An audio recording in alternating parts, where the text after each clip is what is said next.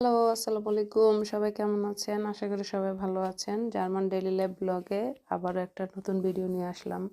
আসলে আমার ছুটির দিন তো সকালে ঘুম থেকে উঠেই ওয়াশিং মেশিনে কাপড় দিলাম। কাপড়টা ওয়াশিং মেশিনে দিয়ে দেন ঘর-দুয়ার সব অগোছালো হয়ে আছে। এমনিতে নরমালি সময় পাই না আসলে ঘর-দুয়ার গোছানোর। তো সোমবার দিন সময় পেয়েছি। সেজন্য একদিনই গোছানোর টাইম পাই। ঘর-দোর কাপড়-চোপড়গুলো সব কিছু গুছিয়ে নিলাম। তারপরে হচ্ছে রান্নার টাইম হয়ে গেছে, রান্নাও করব।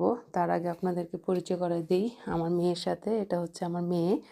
আমার মেয়ে হচ্ছে গিয়ে ওরে আমি মেয়ে বলেই ডাকি।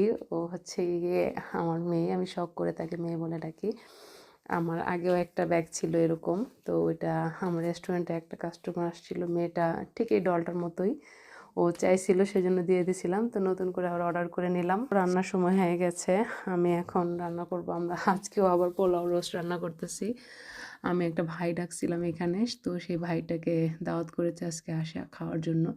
সেজন্য একটু পায়েস রান্না করতেছি। তো রান্নাবান্না প্রায় শেষের দিকে।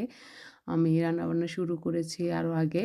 রান্নাবান্না শেষ করে পায়েসটা রান্না করলাম। এই পায়েসটা অবশ্য সবার খুব পছন্দ আমার ফ্যামিলির। আমি ওদেরকে মিস করতেছি, আমার ছেলেকে মিস করতেছি। পায়েসটা শেষ করে এটার উপর একটু ডেকোরেশন করলাম কিশমিশ দিয়ে। এম মানে আমার হাজব্যান্ডের নাম মুস্তফা, আর এস মানে হচ্ছে স্বপ্নিল। আমার হাজব্যান্ডের আরেকটা নাম সোহাগ। তো মোস্তফা দিয়েই করেছি, দুইটা অ্যাস করবো তাই। আরেকটা হচ্ছে রাতুল, আমি যাকে ভাই বলছি সেটা।